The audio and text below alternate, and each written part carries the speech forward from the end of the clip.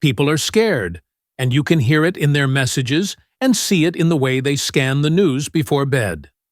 The anxiety is earned.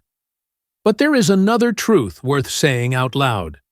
The effort by Donald Trump and his circle to build an American-style dictatorship is not going very well. The displays are loud. The uniforms and motorcades are staged for effect. The press angles are chosen to make the performance feel inevitable. But strip away the theatrics, and you hear the hollow rattle of a prop. It's like Putin's Russia. If Putin were drunk and lost his GPS. What looks like dominance is stagecraft. The bullying is a substitute for strength. That is why the most accurate image for this moment is Trump as a paper tiger. Scary until it rains. And in this country, the rain still comes in the form of votes, courts, and citizens who refuse to be intimidated. The mystery of this White House is not what Trump believes. It is who actually turns belief into policy. The man on camera is not the same as the people pulling the levers. Stephen Miller and Russell Vought are the fingerprints that keep appearing. On the machinery. Miller, the longtime evangelist for mass deportation and an open white nationalist, supplies the ideological blueprint for expulsion and cruelty. Vought, who steered the Office of Management and Budget and became a key architect of Project 2025, treats the federal government like a fortress to be starved, purged, and repurposed toward theocracy. If you follow the trail, purges, ideological screenings, weaponized administration, Miller drafts the fear, and Vought tightens the screws. And Trump? He is the showman stomping across a stage while the stagehands pull the ropes. The people around him have to stroke his ego. He doubles down on real estate mogul fantasies in Washington, wandering through a bubble fed by courtiers who need him to sign the paper that gives their authoritarian project a presidential seal. He is, in the truest sense, a loose cannon. ATE. Brief detour on that phrase matters because the metaphor is precise. In the days of naval warfare, cannons were chained to the deck to absorb the violent recoil. When a chain snapped, the iron gun careened across the ship, smashing through timbers, equipment, and people, wrecking friend and foe alike. A loose cannon is not strategic, it is randomly destructive. That is the point here. Trump is not orchestrating a master plan. He ricochets. Others aim the ship.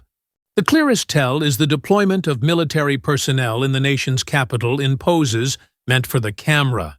You see uniforms mulching trees in the tidal basin near the Jefferson Memorial and the Martin Luther King Jr. statue, and you see crews picking up trash in highly visible corridors. The work itself is incidental. The picture is the message, a suggestion that Trump and the MAGA faction control the capital city. Dictatorship by landscaping, shrubs as stage props, rakes as scepters, photo ops as power. It lands harder because Congress is not in session, making the federal city feel emptier, easier to dominate visually. And it escalates as federal authorities move on the transportation hubs that knit the city together. The Transportation Secretary, Sean Duffy, announced a federal takeover of Union Station, the central rail and metro artery where trains arrive, buses depart, and, critically, where veterans have been protesting the Trump administration. The man who burned a flag is part of that protest scene. The space is not just a platform, it is a symbol. Control the station, and you shape how people enter and exit the civic square, and how dissent looks while it moves. As an aside, the narrator notes that one of the best cups of coffee they ever had was in Union Station last year. That small memory matters because it reminds us that these places are not abstractions. They are part of daily life, and that is precisely why authoritarian theater targets them. To make routine movement feel like permission granted from above. From Washington to Boston, the pattern repeats in the threats against South Station. Importantly, it is South, not North Station. For anyone who lives in Boston, that difference is not trivial. South Station is the hub for trains and buses running to the south and beyond. North Station, which is not connected to South, sends lines up toward Maine. The lack of a connection is a nuisance residents know well. Talk of federal control centers on the busier southern hub because the target is flow. Who comes and goes, and who feels watched while doing it. Along the eastern corridor between Union Station and South Station, the most heavily trafficked rail line in the country, the symbolism of command is the point. In the same register, Trump pushes to get rid of mail-in voting, and he does so, with claims that are flatly wrong. He insists the United States is unique in using it. In reality, many countries use mail voting efficiently, and both Republicans and Democrats rely on it. Eliminate mail ballots, force people into lines under the eye of soldiers at polling places, and you suppress participation. The message is not subtle. If you must show up in person while troops hover, some will stay home. The martyr-making goes hand in hand with the crackdown. The administration elevates Ashley Babbitt, an Air Force veteran killed during the January 6 assault on the Capitol as she tried to breach the House chamber, and spreads the idea that the rioters were patriots, wronged. In the same breath, Trump boasts about pardoning or commuting the sentences of more than 1,500 people charged or convicted in the January 6th riots. The narrative tries to turn insurrection into righteousness, violence into virtue, and the next election into a referendum on rewarding it. But if this operation were strong, it would not be trying so hard to rig the stage. Power that expects to win does not need to depress the vote, seize stations, or flood public spaces with uniforms. The most telling data point is electoral, not theatrical. In a special election in Iowa, a district that went for Trump in 2024 by roughly 11 points flipped to a Democrat by around 10, a 21-point swing in less than a year. These are not the numbers of a movement on the rise. They are the numbers of a coalition losing altitude. That is why the bullying is ceaseless, to mask slippage. If you think you can win fairly, you expand participation. If you fear the voters, you try to narrow the door. Because this is theater designed to bait the public into street conflict, the most important strategic choice is to deny the script. Do not give the excuse for invoking the Insurrection Act. Do not let them turn protest into pretext. The fight that matters most is political, a contest in legislatures, governors' mansions, and especially state houses where redistricting power sits. The goal is straightforward. Make elected officials more responsive to the citizens who care about democracy than to a president who demands personal loyalty. That means calls, organizing, turnout, and relentless attention to those down-ballot races that determine whether maps are fair and rules are neutral. And it means watching the governors. Many Republican governors have refused to send National Guard troops to Trump's politically staged initiatives. They do not do so out of sudden conversion. They do so because the Guard system depends on interstate cooperation. If you deploy your Guard as the president's theater troupe now, who will come help your state in a real emergency later? That structural fact is a brake on the show. There is a deeper reason the gears are grinding. Trump does not look like the future of 2028. Perhaps the tariffs will bite harder. Perhaps the economy will sour further. Perhaps the stunts will resume traction. But the political class and business, donors can read a calendar. They see a leader who will not age into strength. They also see anger on the right that is not going away. Fury over deportations handled cruelly, over economic pain, and over the open decision to block further release of the Epstein files, even though Trump's name appears within them. That last point has a date attached. On September 3rd, the first day Congress is back in session, Representative Ro Khanna of California and Representative Thomas Massie of Kentucky are slated to interview victims of Jeffrey Epstein and Ghislaine Maxwell in a congressional setting. That keeps the story in the lights and keeps Trump worried about it staying there. Then there is the Oval Office slip with the South Korean leader present. An almost offhand remark about letting in 600,000 Chinese students to study in the United States. That number is about twice the figure from before he took office. The logic he floated is the logic of budget cuts. With state support for higher education gutted, colleges and universities lean on foreign undergraduates who pay full freight. For clarity, a college lacks a graduate school. A university includes one, but both educate undergraduates. Foreign tuition cross-subsidizes the system. To policy analysts, that is an old story. To MAGA activists steeped in xenophobia, especially anti-Asian racism, it was an outrage. Their hair caught fire. It got little press. August is slow, and there was plenty of noise, but the base heard it. Enter the heir apparent, J.D. Vance, the vice president, whose political skill does not match Trump's ability to work a crowd. Elon Musk, the billionaire, who bankrolled Trump's 2024 win and once teased a new political party, has backed away from that stunt and is instead trying to buy Vance some popularity. It cannot manufacture charisma. Whether Vance can retain voters, Trump is shedding remains. An open question. If you look past the press releases to behavior, you can already see the stall. Lawmakers slow-walk bills. Governors delay troop commitments. Operatives wait and watch. They are not abandoning Trump outright. They are hedging. They want to know if he can reverse the fury that has built since early July over deportations, the economy, and the secrecy around Epstein. They want to know if he can still deliver turnout without crashing the brand.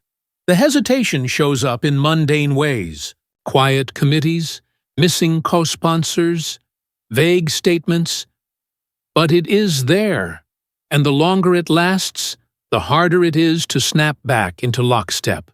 American history offers a useful lens. In the 1850s, the country strained toward civil war as parties realigned and the center collapsed. In the 1890s, economic crisis and populist insurgency scrambled loyalties and generated new coalitions. In the 1930s, the Great Depression and the global rise of fascism forced Americans to decide whether democracy could still deliver. In each of those periods, unexpected alliances formed and familiar identities melted and reformed. The names are instructive. Edwin Stanton, a Democrat who entered Abraham Lincoln's cabinet out of duty to the Union, ended the war a fervent Republican, so devastated by Lincoln's assassination that he reportedly wandered the streets in tears, friends fearing for his sanity. Salmon P. Chase traveled the other direction, leaving the Republican fold. Bill Kristol, once a defining neoconservative, voice of the George W. Bush years, now argues for policies and positions that place him far closer to the center-left than the right he once championed. The lesson is not about any one man. It is about the way crises shake coalitions loose. People you never imagined as allies can become essential partners when the question is as simple and profound as whether democracy survives. One of the loudest myths right now is that Trump has captured the military. He has not. The American military swears an oath to the Constitution, not to a single person. And that oath is not a slogan. It is a guardrail. Yes, the administration has been careful to frame many of its demands as lawful on their face, and yes, legal challenges are ongoing. That is what makes the choreography feel tight. The goal is to push the envelope while looking official. But service members can refuse unlawful orders, and to date the pattern suggests caution inside the ranks, not capture. The presence of uniforms in photo ops is designed to imply allegiance. What it actually demonstrates is that the line still holds, because the show keeps returning to the same low-risk tasks. Clean this, mulch that, stand here. Every cycle, someone recites the talisman. We're not a democracy, we're a constitutional republic, as if those were mutually exclusive categories. The best answer is a joke with teeth. I don't have a dog, I have a golden retriever. A constitutional republic with elections is a form of representative democracy. Citizens select representatives, directly or through districts, to govern. A dictatorship is one person ruling without consent. An oligarchy is a few ruling without consent. The point of the republic not democracy line is not to clarify, it is to cloud. In the 1950s, the John Birch Society deployed the phrase to argue that Black Americans did not need the ballot, that they were virtually represented by white voters. That is the lineage of the slogan. It is not a civics lesson. It is a justification for minority rule dressed in antique words. So let's add this up without the fog machine. Trump has not captured the military. He needs staged shows at stations and monuments because real consent is slipping. The attempts to erase mail-in voting, to flood the eye with uniforms, to turn insurrectionists into martyrs. These are not the moves of confidence. They are the moves of a coalition that knows it is profoundly unpopular, and hopes intimidation can do what persuasion cannot. The real contest is political, and on that field, democracy still has the advantage. State houses that answer to voters, governors who must think about disasters as well as headlines, courts that weigh orders against law, and citizens who can count to 21 when a district swings that far that fast. The job is not to brawl in the streets on cue. It is to organize, to call, to show up, to make maps fair, to protect access, and to treat every special election and every hearing as real power.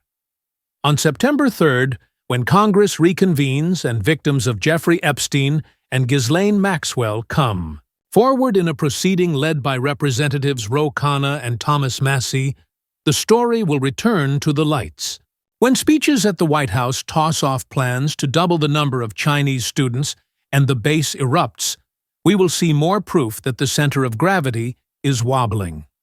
When J.D. Vance tries to convert money into charisma and finds the exchange rate is poor, the hedgers in his party will hedge harder, and through it, citizens will do the simplest and most subversive thing in a would-be autocracy. They will laugh, they will outvote, and they will hold the line. The best way to beat a wannabe dictator is to refuse the bait, win the rules, and win the elections. If the man at the podium wants to cosplay strongman while the gardeners pose with rakes, let him keep the costume. We will keep the franchise. And if he ends the day raging about turnout, fuming about maps, and crying over the last cup of Union Station coffee, that will be proof enough that the paper tiger could not survive the rain. A note on the paper. Tiger and Pushback 1 reason the paper tiger frame endures is that it reflects what is already happening in public view. The administration tries to humiliate Americans and provoke fear, demanding IDs from firefighters in the middle of an active blaze, arresting 2 people allegedly undocumented who were fighting that same fire, and telling colleagues asking to say goodbye to expletive off. That is cruelty as spectacle, meant to communicate that ordinary rules no longer apply. Yet across the government and civil society, Americans push back. You can see it in the purges at the CDC and the resistance that follows them. Career experts refusing to be erased, legal challenges forming, and a growing suggestion that these changes will not stand. The picture that emerges is not of a machine humming forward, but of a rickety operation meeting resistance at every turn. Who holds power and why that matters? Power in Washington sloshes. For a moment it seemed Elon Musk might catch it. Now, Stephen Miller and Russell Vought grasp for it. But neither was elected, neither has a personal base, and both depend on a president who can swing like that unchained cannon and smash the furniture. On paper, they look bold. In practice, they are brittle. How to check the receipts if any of this sounds too strange to be true? Verify it. Open the video, enable the transcript, and search for the keyword. Students, male, whatever you doubt. The relevant lines pop up in seconds. Strategy, repeated clearly. Because the provocation is deliberate, the counter-strategy must be deliberate too. Do not meet staged force with the scene it craves. Meet it with turnout, with phone calls, logged and maps audited, with state-level work on redistricting that decides whether communities get cracked or kept whole. Make representatives more interested in the people who still believe in the Constitution and the law than in a leader who wants obedience. And remember the structural guardrails that remain. National Guard units knit the states together. Orders can be challenged in court. And officials who must govern tomorrow often hesitate to burn bridges today. Those are not romantic hopes. They are checks that still function precisely because millions of ordinary people keep leaning on them. Vote.